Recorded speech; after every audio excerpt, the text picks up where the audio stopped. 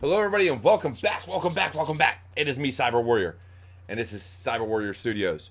So let me do something real quick because I just realized I didn't have it full screen. So we're full screen now. And look, I got to be honest. I was getting a little scared that I wasn't going to have any guests tonight. Um, but that was on me. All right, I've been busy doing stuff, trying to get a house here at the end of the month, and so you know, people have lives. But I'm here. I was lucky enough to get David, McHale, and Alex. So thankfully, I did have two people join. So we're gonna have a very fun conversation as soon as Alex's camera and mic starts working.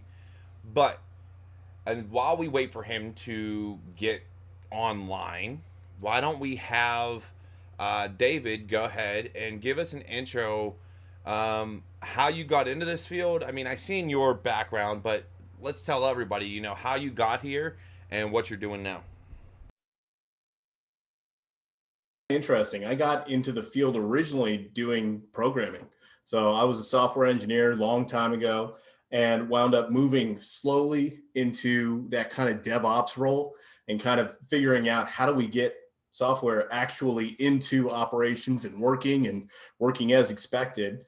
And then as I got more and more and more into that field, doing more and more of the kind of DevSecOps work and bringing automation into that and putting security checks in and making that make sense for the folks who are actually looking at it, trying to improve the product, trying to improve operations, and helping kind of bridge that gap in communications.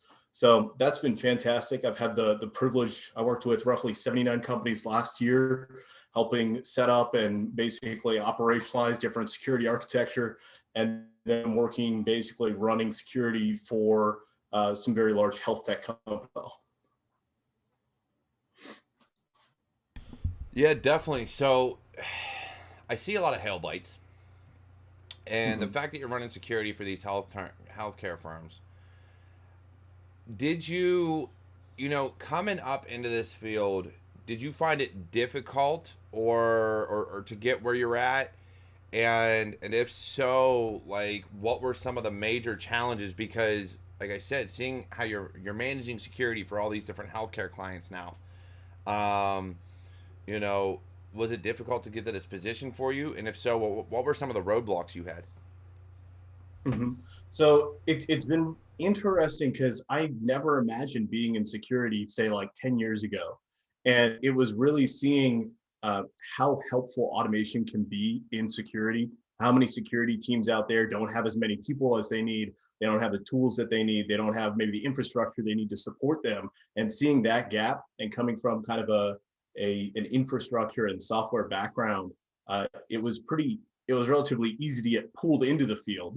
And then being in the field, I mean, is just like one of the craziest fire hoses I've experienced. The breadth of cybersecurity and how many different focuses there are, and how completely different security can feel from one client to the next has definitely been interesting. It's been very challenging to get current and to feel knowledgeable in a super wide array of arenas and in a super wide array of different knowledge that you use on the job. And I mean, I'm still like learning like absolute crazy feels like every day.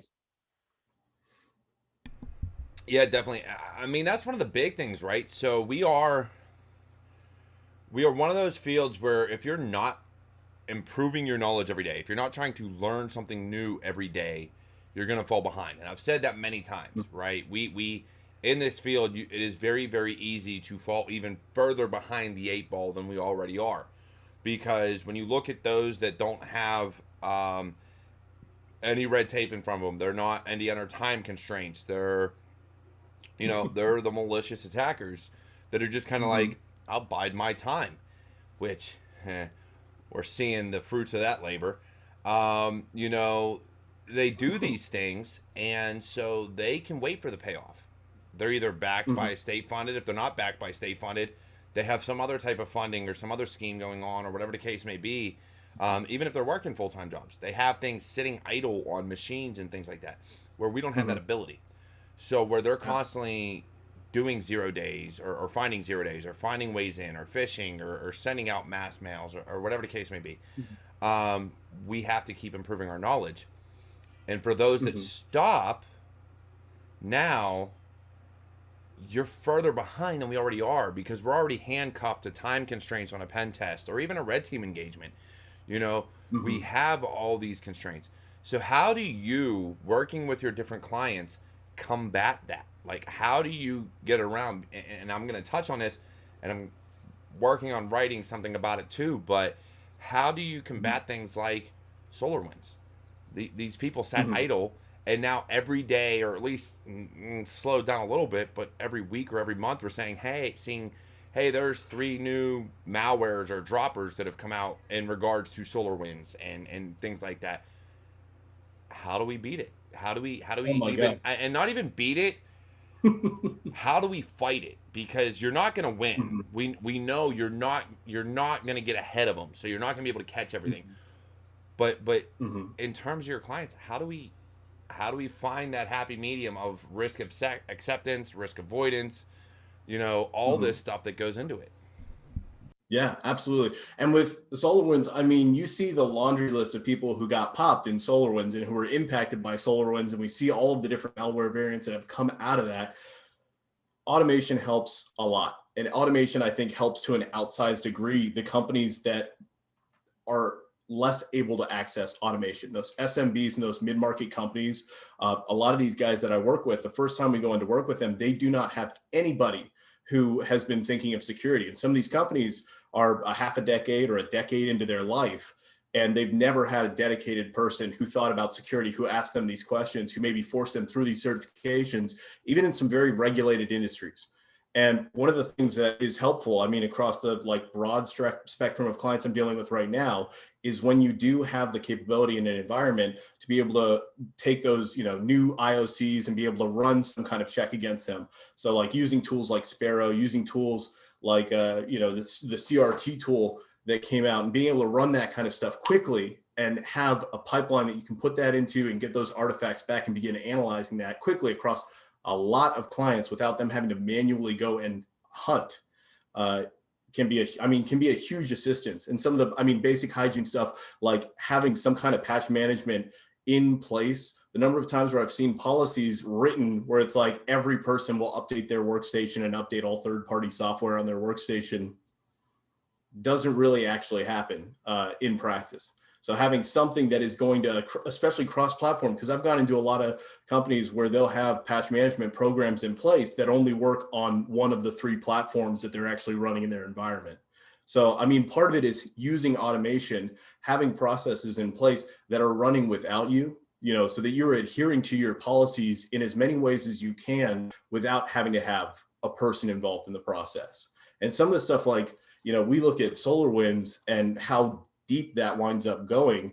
You have to have processes where you're assessing vendors for their security practices, figuring out, do these guys have it together at all? And then also when we look at not just vendor third-party dependencies, but we look at software dependencies that we're working on. We've seen in the wake of SolarWinds a whole bunch of discoveries around Python packages, Ruby gems, NPM packages, where contributors were able to make either changes to those or actually take over the package entirely and become like the sole contributor on packages. I'm thinking especially for NPM. It's not an easy question to answer. How do we get in front of supply chain issues like this? And how do we meaningfully, not 100% stop them, right? But like really prevent them and make it so, like you're saying, those nation states, those people who have access to effectively infinite funding are the ones that are probably going to pop us, right? And we're cutting out all the cruft of all of those other folks who would be hitting our defenses and who would be trying to pop us, that we can feasibly stay against. Because I would love to hear your opinion on this, but with nation state attackers, we even see government agencies that have ostensibly massive amounts of resources compared to some of the companies that I work for right now. A lot of the companies I work for right now, it's like when they ask me, what can we do against a nation state attacker? The answer is kind of like, well, if they're really going to turn the brunt of their focus on you, very little. Yeah, definitely. Nation states are one thing, right? Like you said, they have infinite funding. There's nothing holding them back. They can stand up domain after domain and cloud server after cloud server and randomize IPs and DNS names and hop all these things. And so it's very hard. Sorry, I got something in my eye. It is very, very hard to combat that. And that's where and Jake Williams did a talk for SANS. I want to say it was 2 weeks ago, last week, something like that. And he said a lot of what, a lot of people are saying, and how I feel in general about stopping any kind of attack is it's impossible to have 100% security. It is impossible to prevent every single attack. So it comes down to your incident response plans, your business continuity plans, your disaster recovery plans. It comes down to these things because you have to be able to have an EDR solution in place. You have to be able to have a SIM or some other type of log correlation and alerting system put in place. And this goes beyond, because a lot of people are like, oh, I have an IDS or I have an IPS or I have a firewall or I have this, that, and a third, and I bought all these flashy lights and they should work. Yes. If you have the team to set them up, I guarantee you they're going to work. But here's the problem. You have an IDS. You have a detection system. Who's monitoring those logs? Who's correlating that data? And are you correlating it with any data that is on your host machines or on your servers? Because if you're not correlating the data from your servers to your firewalls, to your IDSs, to all these different alerts, you're going to miss something. It's going to happen. Something's going to slip through the cracks. So if you're not isolating it, if you're not correlating it into a SIM, and as much as people hate SIMs, I'm sorry, SIMs are still phenomenal. Splunk, Logarithm, God, hell, Security Onion. It's freaking free. If you're doing these things, to at least get your free, security posture. It's good, like Security Onion's free. Security Onion in and of itself and the systems it entails, but it requires a team. So the software and the operating system's free. The team to man it and run it is not. And that's where a lot of companies fall off the wagon, right? They're like, oh, I got all the flashy lights. I want to hire one guy to run them all. Come again for Big Punch? That's going to be one sad, overworked person. Exactly, right? So they do the bare minimum. And that's not all companies, don't get me wrong. There's a lot of great companies out there, even small organizations. They're doing a lot of amazing things, and they really care about their security posture. But there's still a lot of companies that see us as an expense and like, hey, I don't want to pay for it. I don't want to go out and get the best MSSP. They want to find someone that they can pay $1,000 a month to and be like, okay, I'm good. Oh, why didn't you catch this pen test? Because you're paying me $1,000 a month to work 8 hours a day. Like, I don't know what you want from me. That's not going to get you a pen test at all. Right. I feel like in the space that I'm seeing, like 200 to 1,000 employees a lot of the time, like pen tests wind up running pretty much all the time, like $15,000 on the low side, and then can go way past that depending on what the scope is that they're actually testing. Like, does not wind up being cheap. And a lot of companies don't budget for it. A lot of companies have no internal auditing process to figure out, or no internal pen testing process to figure out, like, what do they actually look like, to look at vulnerabilities. And then even if they do find them, a lot of the time they don't have a system for actually remediating vulnerabilities. And you wind up with security kind of going to that development team or going to that product or that infrastructure team and trying to push through issues ad hoc and not really getting anywhere, Yeah, but if we implement the right, and I think, so where you're at in your career and what you're doing for these health companies, and what a lot of other people do once they get in, if you're not working for an individual organization, right? So, and if you are, you need to do these things for that organization, or at least try to the best of your ability. And if that's taking it up the chain, and take it up the chain. But we really need to get around to, before we say, put this SIM in place, put the new IDS or this EDR system in place, start scoping out and having your incident response plan, your disaster recovery plan, putting these security policies and procedures in place so that if you put a SIM in there, now you add to a plan and say, okay, I put this in here, let's add to this that we're going to use this for these functions, and this is how it's going to go, Mhm. and now this is who you talk to about it. 100%. And I think a So lot of often that's companies are missing missing that.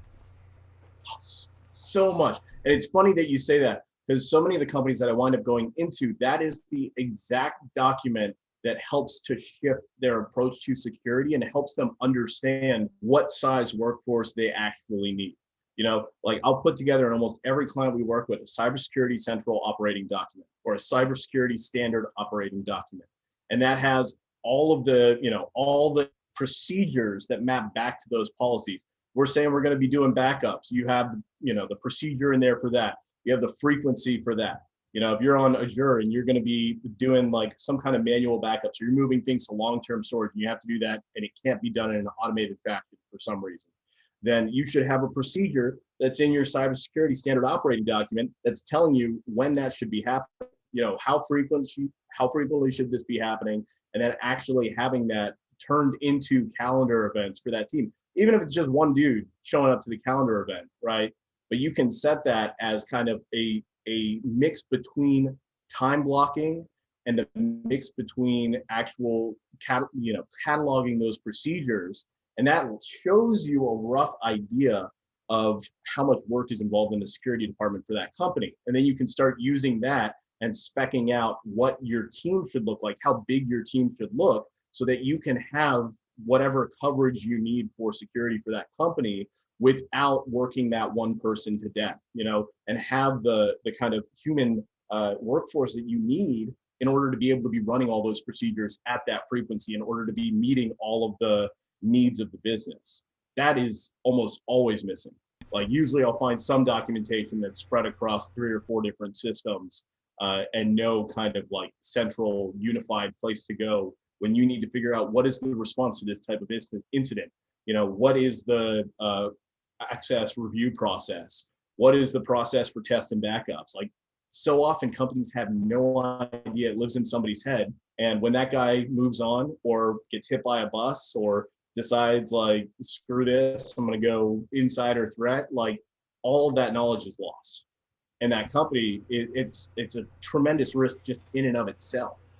And it is, and you hit it with like insider threat on that one, right? So you have these people, and we could take this back to, I want to say it was San Francisco or Los Angeles. I forget who it was, but you had a guy who had all the passwords to the network and the entire city infrastructure.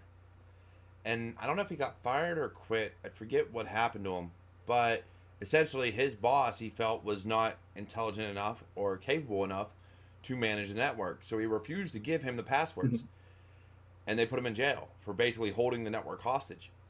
And he said, I'll give them to his boss, but I'm not giving them to him because he's incompetent and doesn't know what the hell he's doing. And I'd have to look it up. I don't remember all the details. This is probably, 10, 15 years ago now. It's been a while.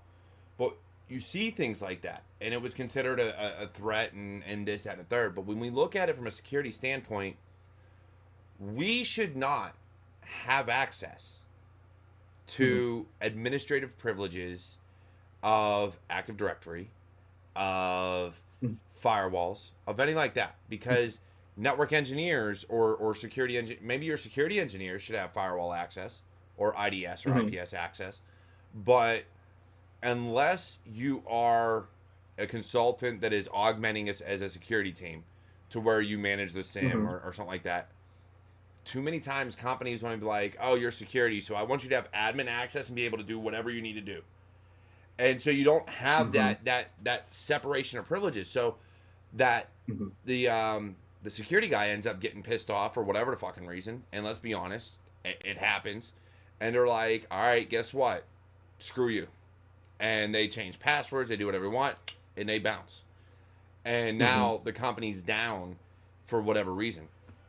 And so and that can put you in a huge bind. And increasingly, because of the stuff we see with like carriers, for instance, having phone numbers swapped over to new accounts and the kind of customer support social engineering attempts that we see, increasingly vendors that companies are absolutely dependent on like Microsoft or like Google, if you have G Suite or you're using, O365, where the customer support processes in that won't allow for you to call in and reset a password or reset an account like that, or to make it much, much more difficult. So when you have, like you're saying, some pissed off internal person and they have too much access, instead of having like temporary role assignments, they're getting permanent access to large swaths of the system. It's a huge risk. It's an insane risk. And companies are just like, oh, this guy, we trust this person. They never screw us over. And they put everything over. And then there's usually, for those security folks, no like regular access review either, to question like, okay, sure, you're in this role and somebody gave you admin, but do you need this for anything? Have you used this in 3 months? Have you used this in 6 months? What's the use? And so many companies don't have offboarding procedures either that are followed in the case, for a security person, an administrator with too many privileges, a developer. Like, so many folks would need like a specialized offboarding procedure, but they don't even have the generic offboarding procedure that's like, make sure they don't still have access to that email address, make sure they don't still have access to Excel and to SharePoint and to G Suite, or to to those different critical tools that can have all kinds of sensitive information for the company. I saw an interesting study where both developers and salespeople were in the 60 to 70% range of whether or not they would take code or take contacts out of a company database when they left the company. So many of these folks who have this access into these systems feel a certain level of ownership over the contacts that they've worked on the sales side, or over the code that they've written on the development side, and they'll take a lot of that with them if there's no offboarding procedure whatsoever in place. And depending on what kind of event caused them to leave, that can be very, very dangerous for the company. Well, for sure. And so you talk offboarding, and one of the things I learned, or I talked to somebody about, I forget, but I heard it and learned it, a few years back. Mm-hmm. In terms of offboarding, especially if you're going to fire somebody, you always kill their access before you let them go. Then they don't have that opportunity. But here's my thing, and I get it. We sign NDAs, we sign non-competes, we sign all this stuff. And some of us even sign things like, hey, if you design this within the company, it's the company's property, it's not yours. But think about that from a programmer's perspective, especially a programmer's perspective, and someone that does development. Mm-hmm. That is their code. That is their baby. They have been working on that, whether it's 6 months, a year, 2 years, whatever the case may be. Mm-hmm. I find it, I get it. I understand IP. But in my eyes, and someone's going to fillet me for saying this, and I don't fucking care. As a developer, that is your code. If it was a team of you, then okay, you're still going to leave that code there for the rest of the team, but you're going to take parts of it, if not all of it, not necessarily to recreate or work for somebody else with that code. You may modify it, you may do different things, but because it's yours, you wrote it, you helped write it, you did these different things. So it's not the company's IP, it is your IP at that point. And yes, I know someone's going to get online and fucking the programmer in me 100% agrees with you. And, because I came in the software engineering route, and like, I feel you spent potentially hundreds or thousands of hours working on this source code, making it do this thing. And I've been through that, for some projects where it's like, wow, I wish that I could have this as a portfolio piece. I wish that I could keep this, because if I made it more generic, it would be perfect for another project. And depending on where you're working, especially if you're working in like cleared environments, it is not a possibility. And the risk is like heavily outweighs the reward. But I think the overwhelming majority of developers agree with you, and clearly from self-reported surveys where, people are admitting more than 50% of people are taking that code with them when they leave an organization. So it's really like, it's one of those things in security where you do put in place like, you want to detect exfiltration of large amounts of resources. of like sensitive financial information. And I think that that is one of those places where discretion comes in, especially in the clients where I've worked. Because I've also helped on startups where they are spinning down the company.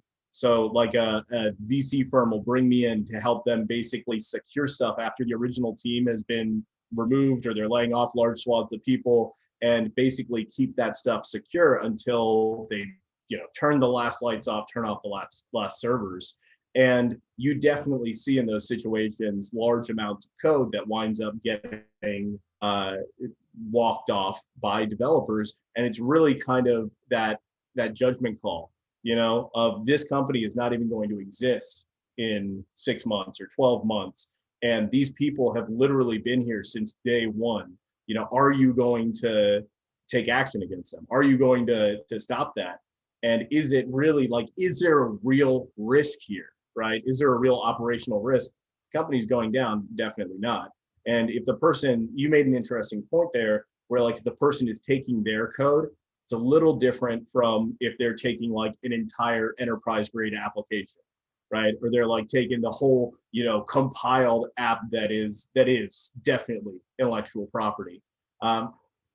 It's kind of a gray area, It is. It's a catch-22, and someone made a valid point. They said, Darksider on Twitch, he said, I agree 100%, but the company also paid you for the property, which they technically did, right? That you're getting paid a salary or an hourly wage or whatever the case may be. And so that is why the company says it's our property. And I can understand that side of things, right? And this is where I always play devil's advocate, is I understand both sides.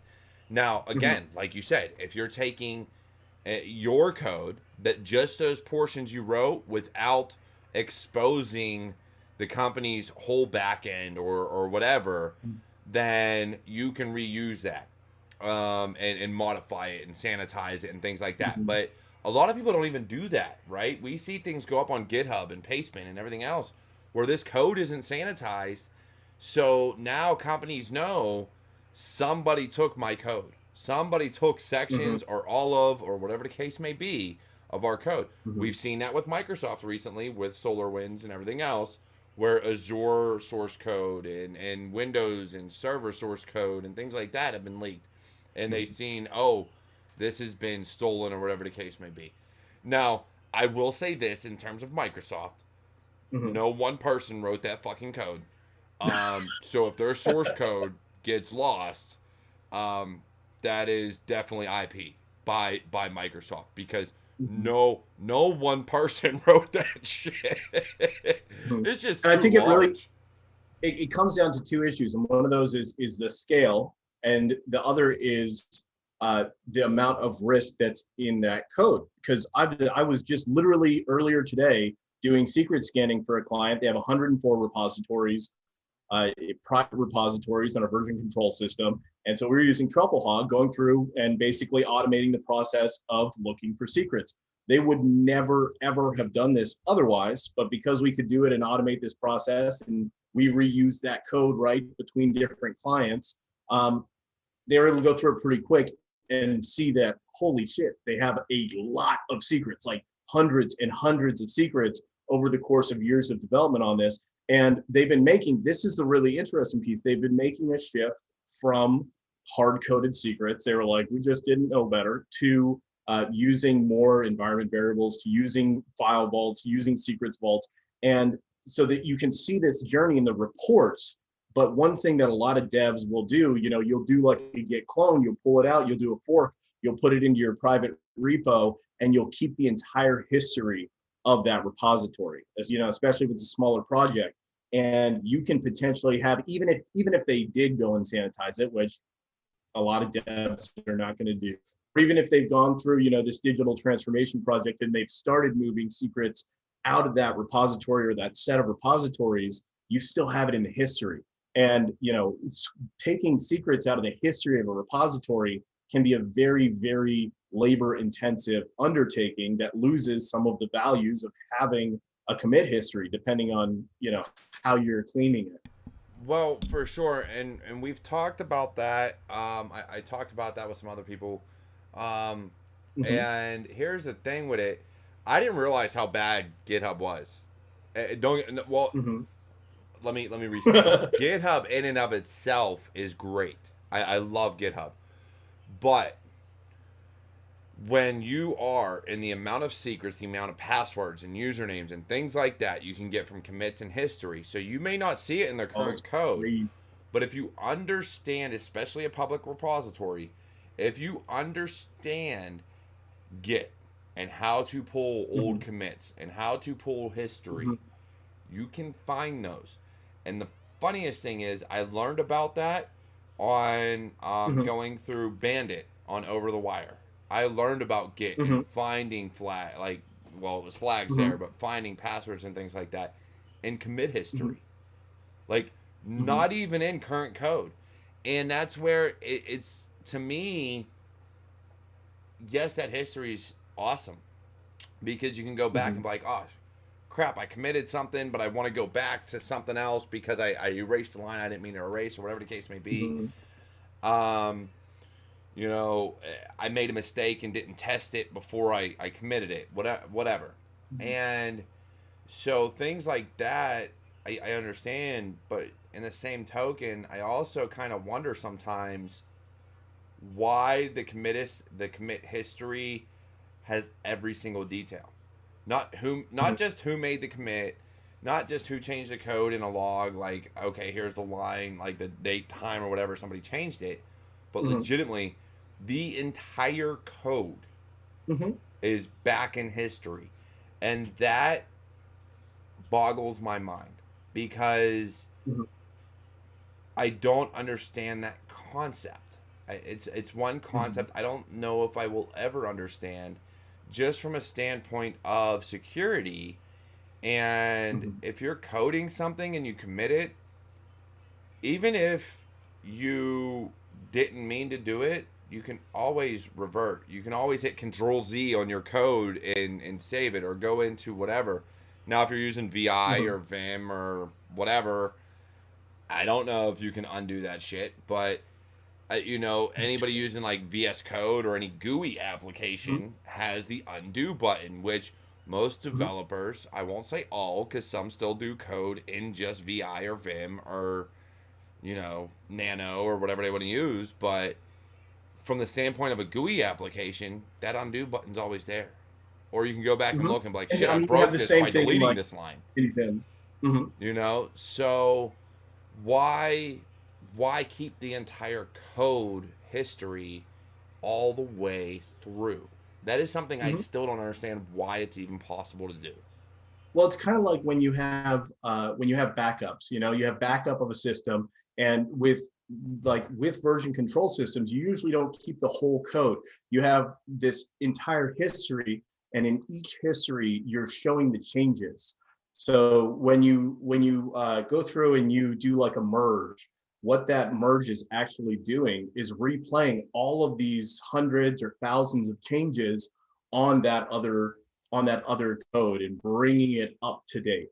So by keeping that history, that's what lets you understand, okay, they took 1,000 steps to get here, and I can go back anywhere in there and kind of restore that state. Kind of like with an incremental backup, right? Where you have that core backup and then you're adding on top of it.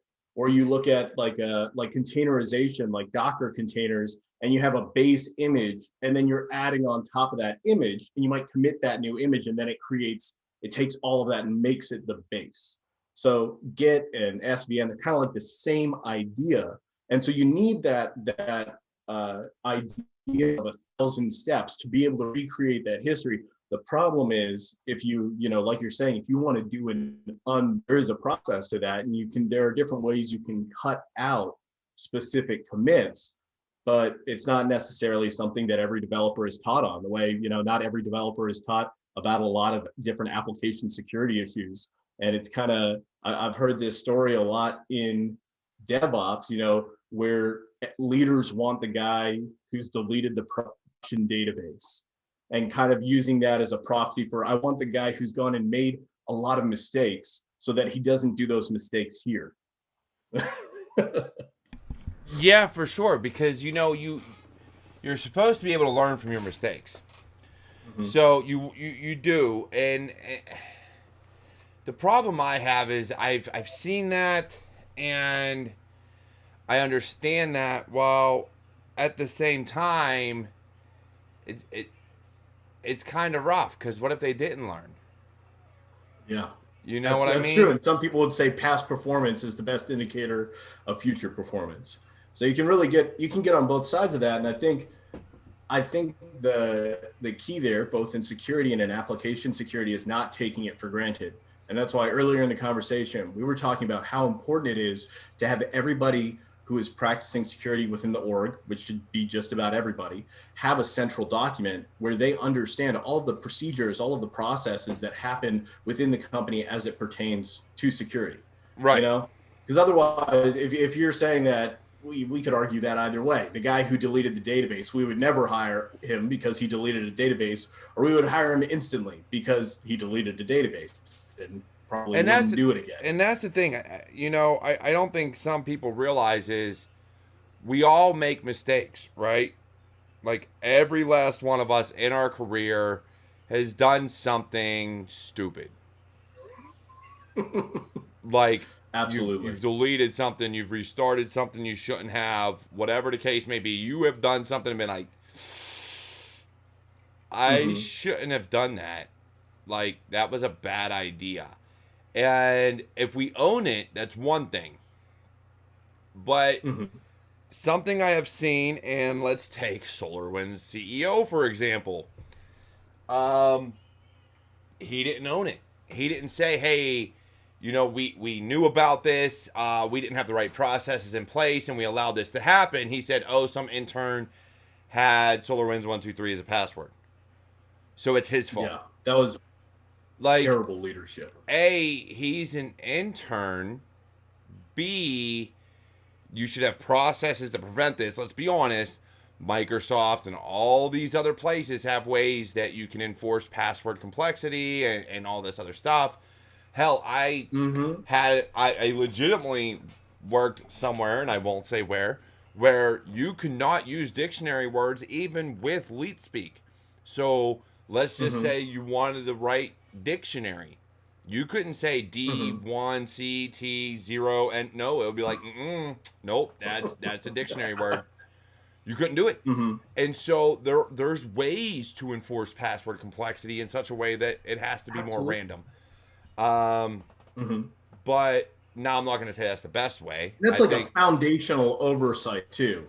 Because we see how much password reuse is a problem. We see, like Hailbytes through 2020, we did 1,200 different dark web investigations and found credentials for all kinds of companies. And we're able to use those credentials from third-party sites that got breached, Canva, like Cove, like all these different sites. And we were able in pen test engagements to use those credentials and pull emails or get access into systems. It's absurd. When you can get the personal credentials for somebody's Gmail account that got pwned and then use that on a corporate network, it's a problem.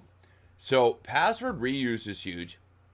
On top of that, I've still to this day, I see companies, I swear they're running Windows Server 2000 because their passwords are limited to 15 characters. And I'm like, 8 to 15 characters. So I know you're running an older Windows system that after 15 is going to go into I don't see your characters anymore.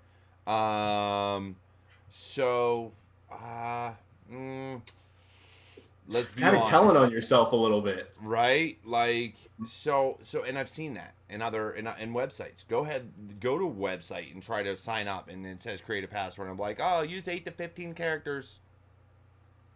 My passwords are generally like a lot of characters. I use as many as humanly possible. That makes I can think of a client off the top of my head, health tech, that minimum 25 character phrases, and they set it in their basically group policy object. Like they set it as across the entire organization, and it didn't take more than a couple minutes to set up. So it's really kind of just an oversight on a company when they're not when they're not mitigating kind of that most basic of risks. Like make sure people don't use 6-character passwords and reuse the same password, just, add to the year every time. And don't, so we see, let's be honest, if we're going to talk passwords, seasons, months, years, sports teams, company names, like you should go into your policy and be like, don't allow my company name.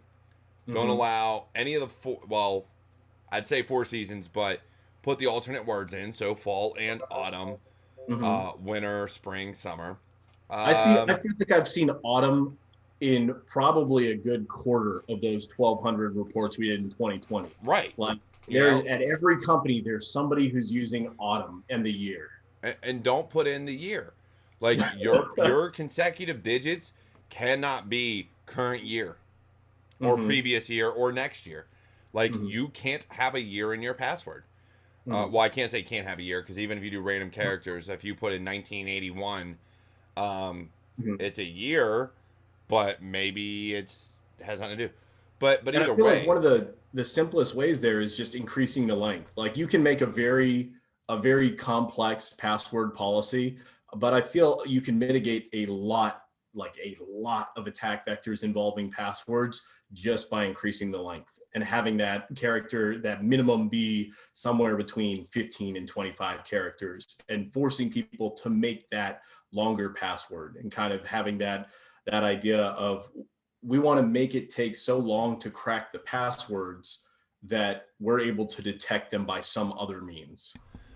Well, not just that. And one of the things I saw is length beats complexity.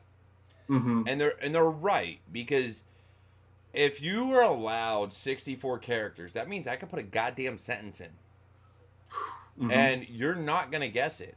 Because even if you're throwing it through a dictionary or a hash or a rainbow crack, like if you're using off crack or hashcat or whatever the case may be and trying to figure it out, you're never going to get it. By the time you figure it out, it's going to be too late. Unless we get into quantum computers, then you have more money than sense. So, that's where we get into that nation state argument again. Like, exactly. If somebody is cracking your passwords with quantum computing, you have a larger problem on your hands. You have a nation state actor who is targeting.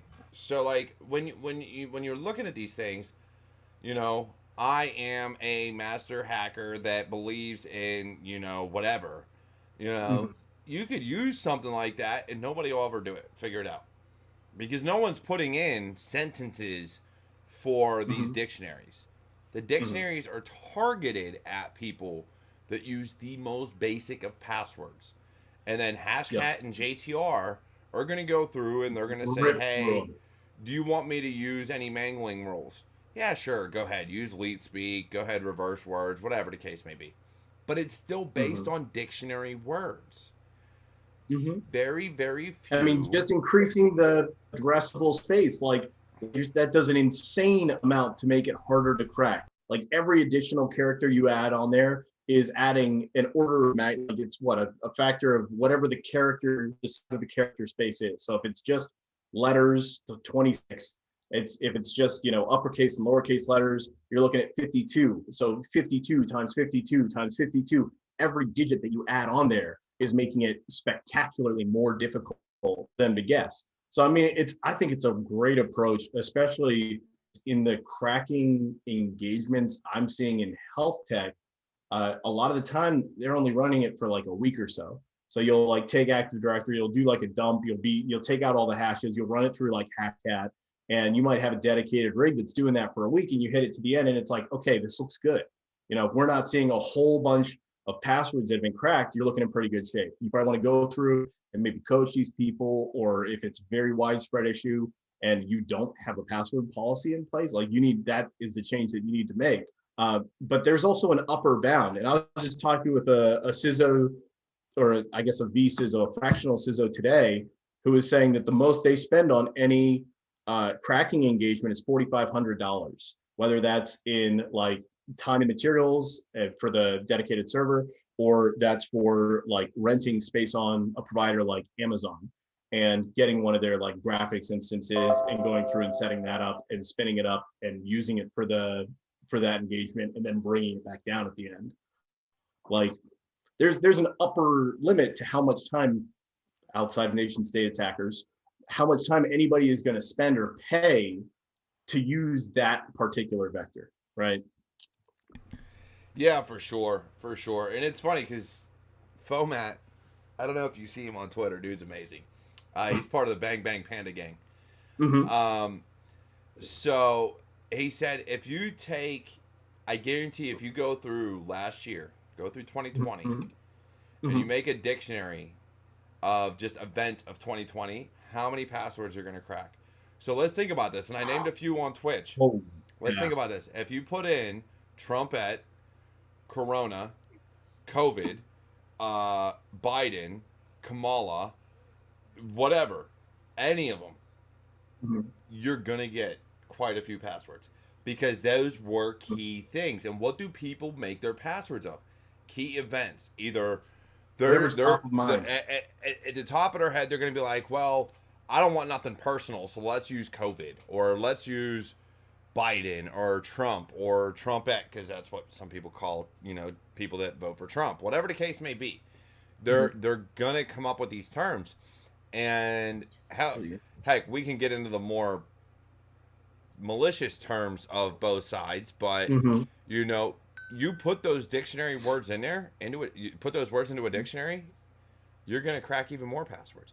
And I'll guarantee you, Crack Station doesn't have it because it's still an older word list. I'll probably say Secless may add them here in the near future, but I won't guarantee it. But that's another big one. But even building personal dictionaries off of Kuel or Krull, I always forget how to pronounce that tool that'll scrape websites. Shanaby even just said, there's someone using SolarWinds 123. For a fact somebody's using SolarWinds 123. And she's not wrong, because somebody is. Just to be an ass, somebody's out there going, you know what, I'm going to do this because it's funny. Like, and you're putting it on like a Microsoft system. Like, come on now. Let's be serious here. That idea, though, from Fomat, the idea of using trends for making those lists is really interesting. And one of the tools I've seen where, there's an API connection for it, you could probably pull out all of the 2020 data, would be Google Trends. Like, you can connect up to Google Trends and they report like month by month, I think down to like week by week, as well as geolocations, what those search trends have looked like through the years. I'm kind of curious about that. Some of the guys I know who are doing cracking engagements, whether or not, like, kind of see if I can get them to do a split test, because I know a lot of guys who are doing like cracking engagements for hospitals, and they typically don't score super great, and a lot of the time they have tons and tons and tons of employees. I'd be curious how a trends list did versus some of the classic word lists you would use for Hashcat. Right, because think about it, right? We use sports teams, we use seasons, we use months, and we usually attach years to them. So we'll be like, all right, hey, use seasons with last year, or use seasons with this year, whatever the case may be. Especially if you're password spraying and you're like, I want spring 2021 because we're in a current year. You'll see that. But he even said Google and Twitter Trends is awesome for making lists. And that is... This guy's next level. That's so smart. I never thought of is actually using the trends. So use things like LGBT, which trends a lot on Twitter. Use things like Corona or COVID-19 or COVID or Trump or Biden or Kamala or whatever, and just peel through the trends list. And that would be, and honestly, I would even throw the hashtag in the beginning. Especially if you're going through Twitter, throw the hashtag in the beginning, because I gotta make it. I gotta make it fit the what they want. So let's do hashtag this with some numbers. Like, okay, I just owned you. Like, it's just one of those things that, he said, and yes, I have added not my president to my password list. That is awesome. Oh, I can see that one coming up a whole lot. Oh, yeah. And it will. Because people are like, oh, it's long. No one will figure it out. That was a trending hashtag for 4 years. I'm pretty sure. Maybe not so secure. Yeah. Um, so it's crazy because we talk about things like this, and we've like, this is Mhm. why I love my shows because I just go and flow through different topics. No But worries.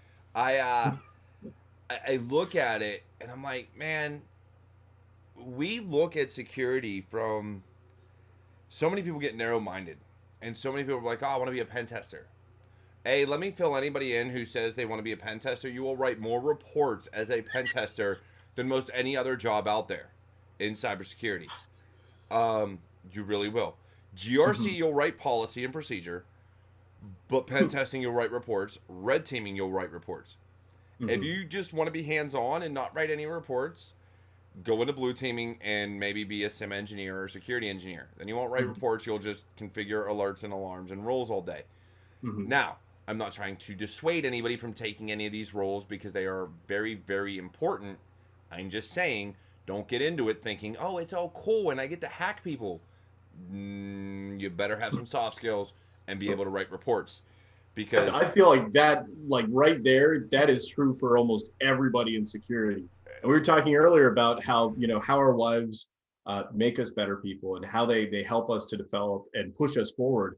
And one of the things in security that I learned that I'm most grateful for is not even security related, but my wife is a therapist, and so she has recommendations for all these kinds of communication frameworks and all these kinds of interviewing frameworks like motivational interviewing that are insanely useful in security.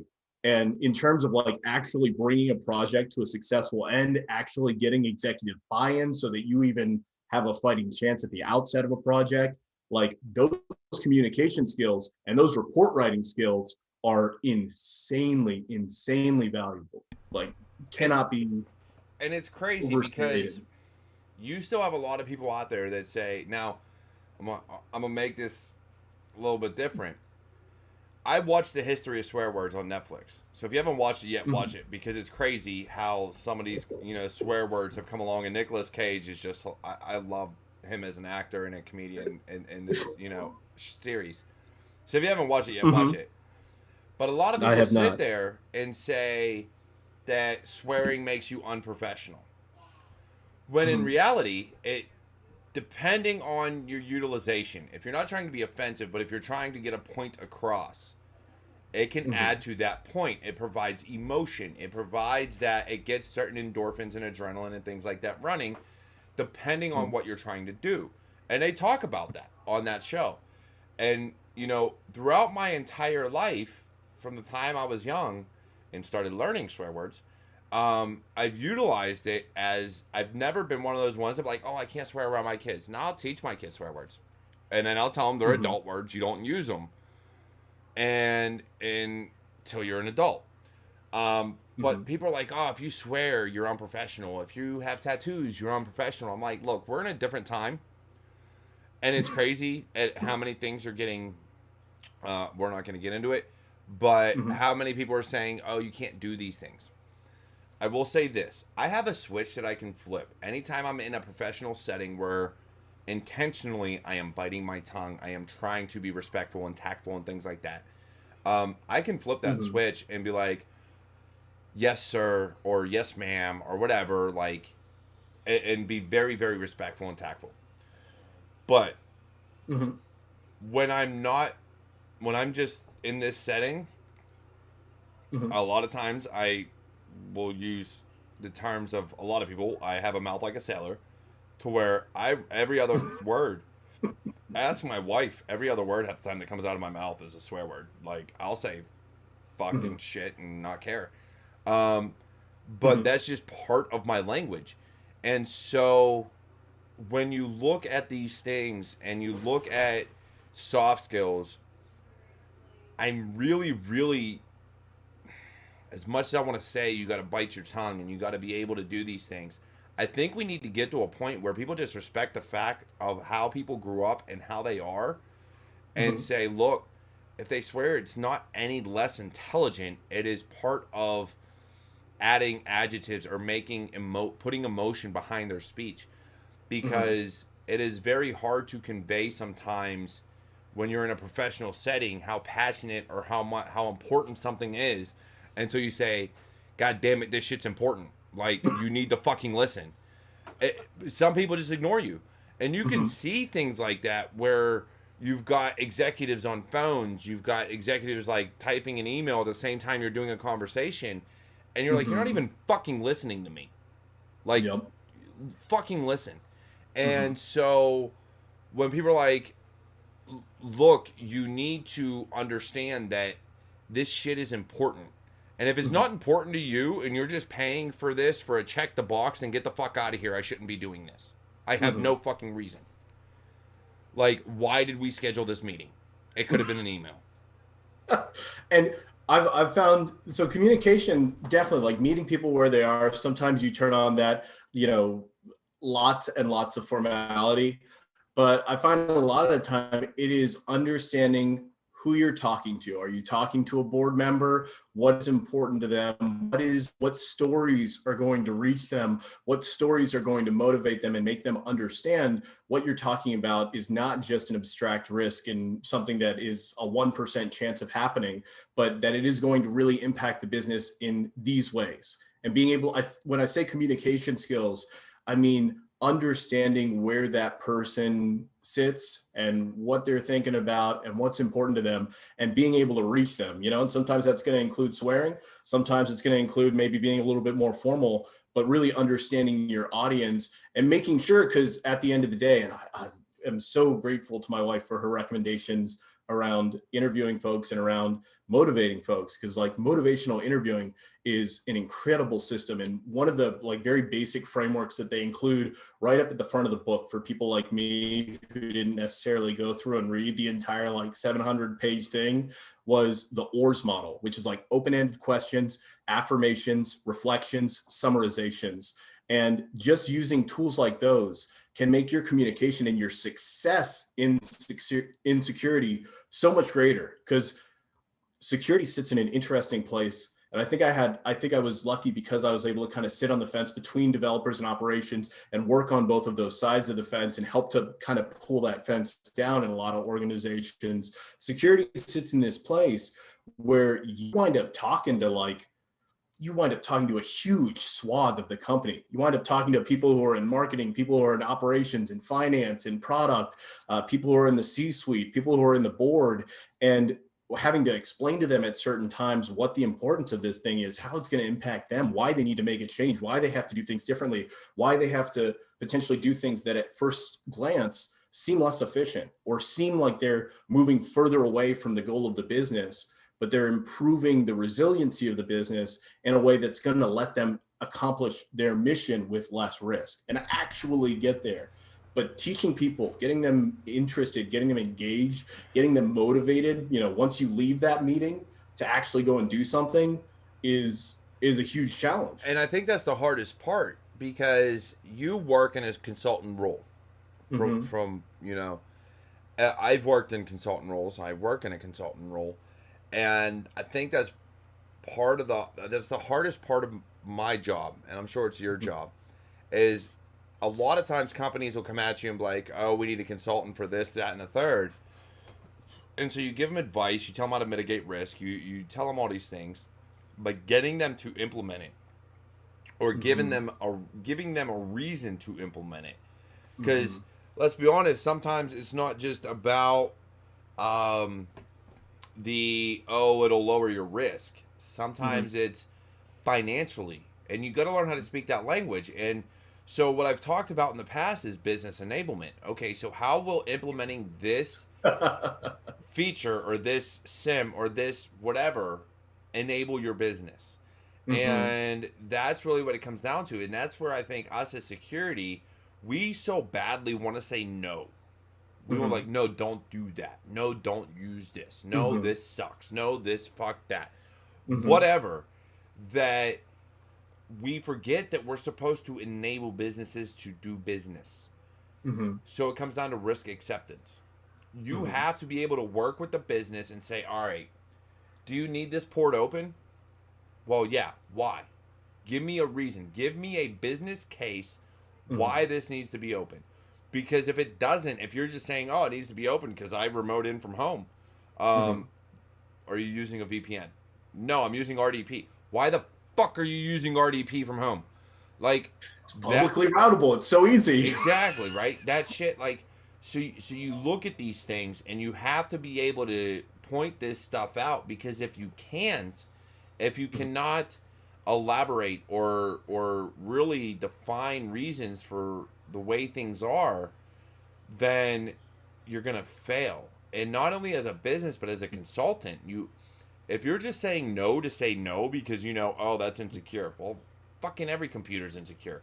The only secure computer is one that's unplugged 6 feet underground in a concrete and lead-lined box. Like, there's no such thing as a secure computer. And so, or at least not 100%. So, I look at these things and I'm just like, we really, really need to enable businesses in a better way.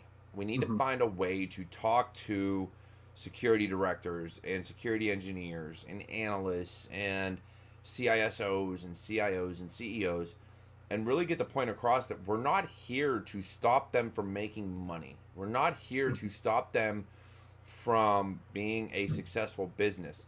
We are here to mitigate and reduce risk as much as humanly possible within reason. Because like we said, you can't eliminate risk, but you can reduce it. So the more we can reduce your risk footprint, the more we can put in place EDR and SIM and get your security teams up and running so that they can do the job of mitigating it when something happens. Because there's only two types of companies out there. Those that have been hacked and those that don't know it yet. That's it. Especially with SolarWinds right now. Let's be honest. Those are the only two types out there right now. Everybody's been freaking compromised, especially if you're running SolarWinds. So it comes down to enabling that business, and we get away from that. So many of us, and that was a big thing. That's a big thing with a lot of security organizations within companies. It's not the consultants so much. It's within companies where you see that, where they're like, no, you can't do this. Well, why not? Well, because it's a security risk. Why? They don't know. Why? That is one of the biggest problems. And you were saying that earlier, and it made me reflect kind of on my experience as a consultant. And I realized that in security, I very rarely say no. But what I almost always do is when somebody comes to me with a situation where you may classically say no, is do exactly what you're suggesting. Explore those risks and have a conversation with them. What are you trying to do? What is the goal you're trying to accomplish? And like you were saying, an open RDP port, an RDP client, and some publicly routable server that potentially anybody can get into. They're trying to get into the network and do their work. And so you had the solution there potentially right there. Have some kind of VPN they're connecting into, and they're getting into the network that way. But having that conversation and not just having a no and close, like one of the worst things I think you can do in security is train other employees that the security department is a blocker. I think that is the absolute worst thing that you can do for security in a company. And you said it right there. When you are a security organization, when you're within an organization as a security team and you are considered a blocker, they're going to go around you. They're going to do it anyways. They're going to say, fuck you. I'm just going to go implement it. And if you find out about it, I'll deal with the consequences. And that right there is the key. If you become an enabler and you're willing to work and find ways to get the job done, then they will more than likely come back to you. If you are a blocker and that is all you ever do, and if you're known to say no, they're not going to come to you. They're going to go around you. And when they go around you, now you don't have insight into what's going on. You can't monitor it. You don't know they stood up a new computer or a new server or a new cloud infrastructure. You're blind. So being able to work with HR, work with accounting, work with IT, work with the executives, work with whatever other department you have, and say, hey, look, I'm not here to stop you from doing your job. I'm not here to tell you no. I am here to find solutions so that we can make the risk as low as possible. Exactly. That is key. And Mm-hmm. so many organizations, especially newer, look, I love junior guys, I do. But I was a junior guy myself at one point and just wanted to say no to every fucking thing that came out. No, no, no, no, no, no, no, no, no. It's kind of like it's kind of reflexive, like a cover your butt sort of thing. Mm-hmm. Like, I don't want to be the person that said, okay, RDP is all right, and then everybody started using RDP, and now everything's compromised. It's kind of that, like, it comes from that place of fear and in not trusting your users. And one of the interesting things, so definitely, becoming known as the enabler is huge. When I go into clients, one of the first things I do, it's like just kind of basic OSINT, is figure out what does the org structure look like? Who are the important folks that I'm going to be working with, like, firsthand, depending on the size of the org. If it's a very small company, I might do this with everybody and kind of figure out some of those interests. I send every, like, key stakeholder in that organization at every client we work with a personal video, like 20, 30 seconds, just to get them used to my face, just to get them used to, like, you know, understanding that they can talk to me, that they can approach me for this stuff, and figuring out, all right, how are we going to work together? What's important to you, your department, your role, and understanding how I'm going to be speaking to them in every interaction that we have, and trying to make every single interaction that they have with security or with a security consultant a positive one where they're getting value out of it, so that you don't lose that visibility. Because we were talking earlier, not just about people, but we were talking about the orgs you go into, and they don't have visibility into their network. They don't know what's going on. You're saying one of the first things you do, set up like a security information events management server, you know, some kind of provider there where you can aggregate what's actually happening inside of the network. You have the same thing on the organizational side. If people don't trust you, you're dead in the water. You're not going to get anywhere, because security is all about, like you're saying, figuring out what's the risk, how can we enable this person, how can we move the business forward while keeping the risk as small as possible. So a while ago, Mm-hmm. it came about, and I think it was Alyssa Miller that put it on LinkedIn and maybe even Twitter, where we have to get away from companies seeing us as a business expense. I believe it was Alyssa. I could be wrong.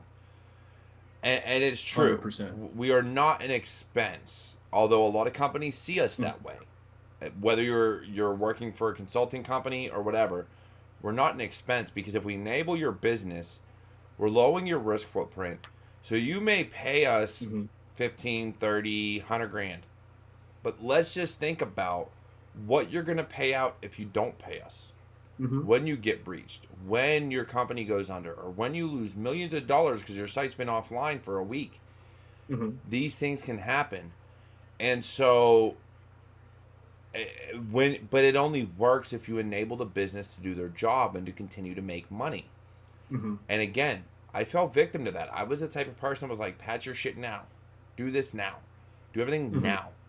And it was one of those things where you look at it and you're like, that's kind of the wrong way to think about it, because I try to never make security be pushed, right? Because you wind up hitting that friction, you wind up using up your political capital in that organization, you wind up pissing people off, you wind up being viewed as a blocker versus making it a pool thing, and where you're providing value and having people come to you, versus trying to, that kind of draconian thing of trying to hammer them in to follow the exact procedures for the organization, versus taking the time to connect with them, educate them, and tie that back to the mission for the organization and enabling that. It's, I would 100% agree with Alyssa. Yeah, because again, dude, we've been talking about it. If you don't enable them, they're going to go around you, and you can't allow that. And they're smart. People they say are. Users are stupid, but let's be honest. So everybody knows I was a military vet, and doing that, we used to monitor our own systems within one of my old units before big military took over. And so when we did that, guess what? Everybody in IT knew how to get around those blocks and those systems. So what did we do? We got around them. And it was funny because about a year or two before I went from guard to active duty, you know, big Air Force took over and was like, hey, we're going to monitor everything now. and I went and used one of our old-fashioned routes to get around all the blocks. Within seconds, if not, or within minutes, if not seconds, we got a call. Hey, so-and-so is doing this. Mm-hmm. My trainer came up to me and was like, hey, are you doing this? Yeah, you need to stop because they see you. Mm-hmm. And I was like, shit. All right. Yeah. But like, it was one of those things where we didn't care. We got around it and we were like, oh, we know what we're doing. But let's be honest. How many of us in IT and cybersecurity truly think we know what we're doing will be okay? We know the fixes. We know how to avoid all this shit. But we fall victim to phishing.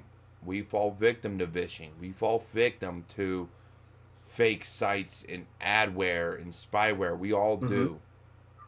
It's happening. I mean, that's why I use temporary role assignments, for instance. Like, I don't want to be a global admin all the time. I don't want to be a domain admin all the time. I don't want to have those privileges within an organization, except for the 30 minutes or 60 minutes that I need them, because, you know, it's the same thing. Like, you are potentially looking at hundreds of emails a day. And if you are going through and trying to triage an inbox, even if you know all of the things that you should do, even if you know all the indicators, there's still a risk there that you're going to be responding to an incident at 3 a.m., some phishing incident or like tenant misconfiguration and like a potential PHI breach or something like that. And you're going to screw up because you're operating on 4 hours of sleep. And that's the big thing, right? We talk about sleep. Like, we talked about it before. There are so many of us, and I do it. When I go to bed, I don't go to, like, I lay in bed, but I don't fall asleep. I'll stay up for half hour, 2 hours. My brain just going nonstop.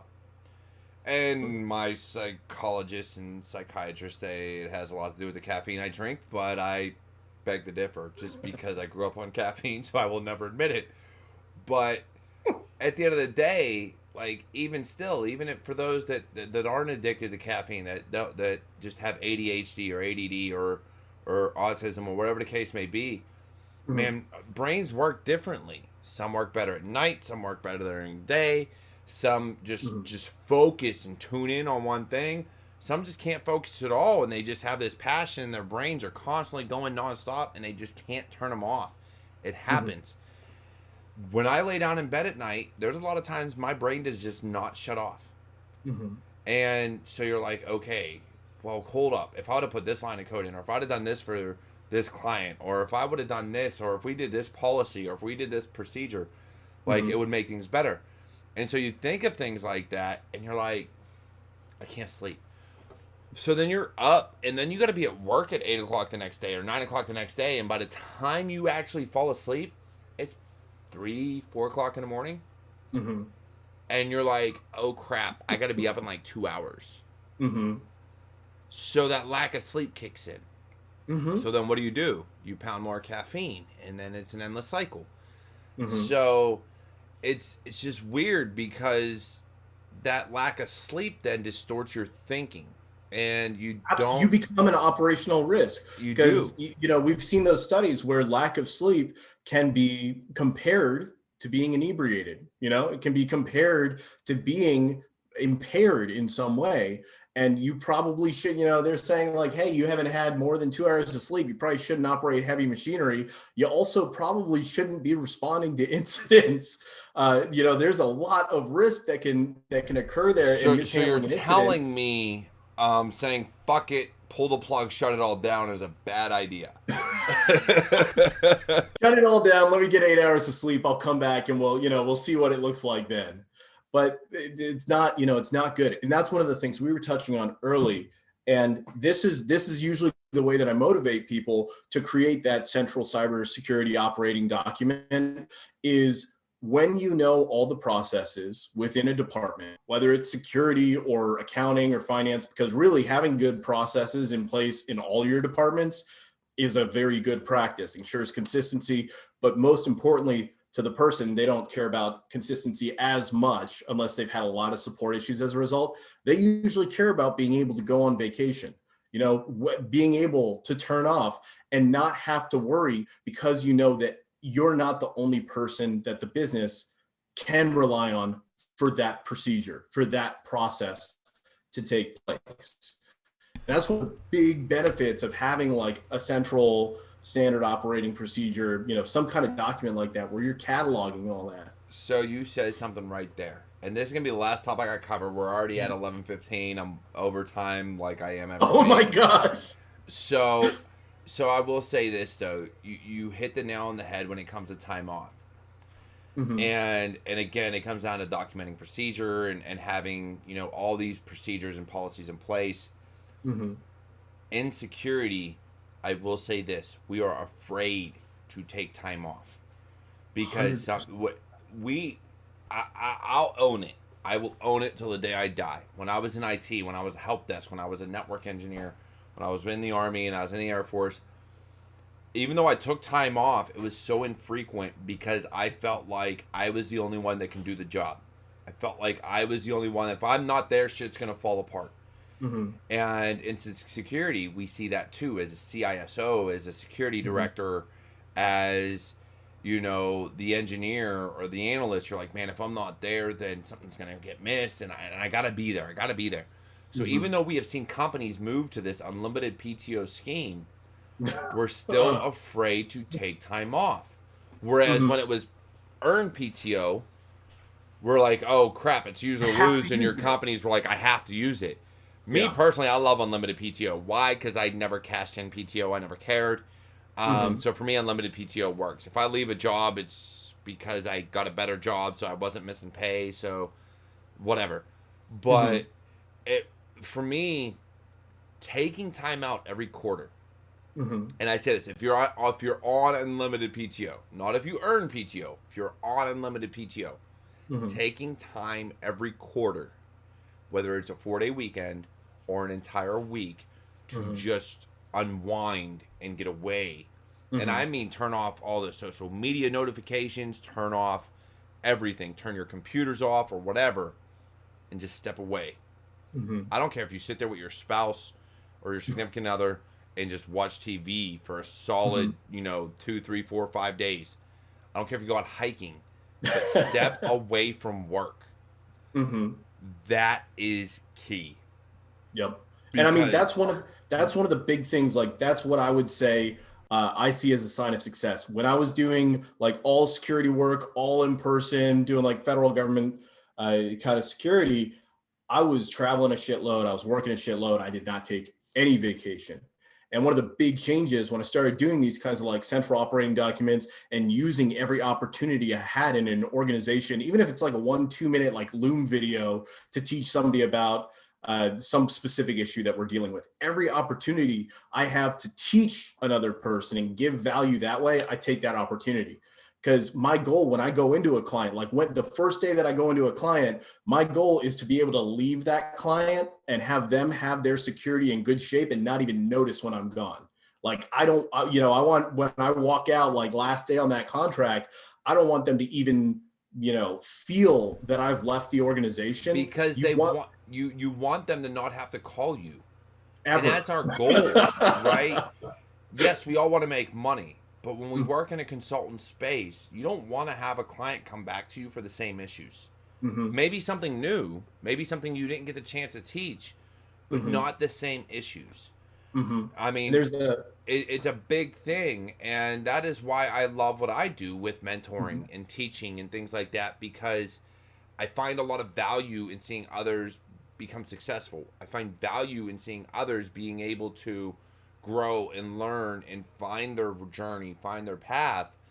And so, like you said, teaching companies security and getting them to not have to rely on you. And yes, you may see it as a loss. Like some companies will see it as a loss, like, oh man, they don't need me anymore. But shouldn't that be a win? If they don't need you, shouldn't that be a win? You've done your job and you've done it damn well, which means they're going to spread your name. If somebody goes to that CEO or that CISO and says, hey, who'd you use for your security or what consulting company, They're going to say, oh, I used Hailbytes, or I used CISO, or I used, whomever, and be like, Absolutely. I used them. Why? Well, because they were worth it. Because they provided value. Because they did something that no other company can give me. And when it comes down to price, I'll be honest, you get what you pay for. If you want the cheapest piece of shit company out there, go right the fuck ahead. But if you want quality, you're going to pay for it. It's going to happen because these companies bring value. They bring something that no other company can. Alpha Cybersecurity, Cover 6 Solutions, CISO, Hailbytes. All these companies bring value. And they bring something that others don't. And the reason for that is a lot of times they're smaller, which means they look at everything. When they interview people, they're not just a number. They know that person. They know their employees inside and out. 100%. And so when you go to these larger organizations and you're like, oh, I want you to be my consulting company. And you wind up getting an automated pen test. You get like an open VAS report. Look, don't get me wrong. A pen test, some companies aren't ready for a pen test.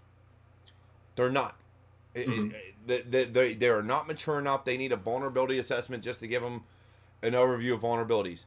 But I have seen large organizations charge buku bucks for a vulnerability assessment. I'm sorry. Me at my house can do that for you. I really can. I can run open VAS. I can run an Nmap scan and see what the fuck you have and be like, hey, you have these vulnerabilities. Here you go. Give me $10,000. Like, I can do that. But you see companies charge a pen test for basically a vulnerability assessment. And that's the problem when you get into larger organizations. When you deal with small companies, please deal with small companies. Because they have that ability to truly look at your organization and tell you what you need. If you want veteran owned, by all means, go to Alpha Cybersecurity, go to Cover 6 Solutions. You want veteran owned. If you don't care, look at them all. Get the right price. Get the right bang for your buck. Go to CISO. Go to Hailbytes. Go to Trusted Sec. Find some of your smaller companies. Because that's what matters. Because when you deal with small organizations that actually interview their security people and give them true technical questions and get that in-depth knowledge, they are bringing knowledge to the table that a lot of your larger companies don't have. Because you're not a number there. Feels like these smaller companies a lot of the time will invest much more in training their people. Like I know I have worked with some very large companies that do exactly what you're describing, where it's like you bill out a pen test as a vulnerability assessment. Are you really providing any value to your clients? And a lot of the time, they're not really investing in the people who are scoping those projects and the people who are fulfilling those projects. Where we'll have, I'm sure at Trusted Sec, I'm sure at all these guys, you have the person who has founded this company, who is building out that company, who's investing heavily in employees, investing heavily in training and putting materials together and creating an environment where they can learn and grow versus necessarily a very, very large company that's being run by a balance sheet. And that's all right. And I said that was the last thing before, but I will make this last statement because FOMAT brought it up in Twitch. And this is how I'm going to provide value. Black Hills InfoSec is another amazing company.